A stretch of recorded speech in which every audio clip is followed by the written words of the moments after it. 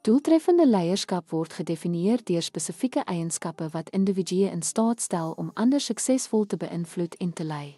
Hierdie eienskappe is noodsaaklik vir organisatoriese groei en spansamehorigheid.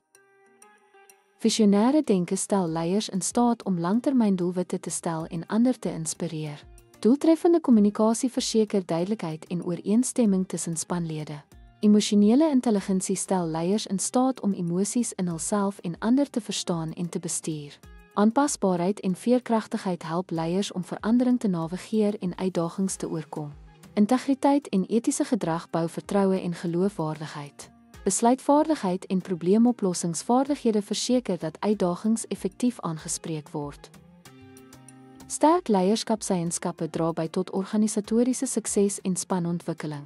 Leiers wat hierdie eienskappe kweek, skep hoogs presterende, gemotiveerde spanne.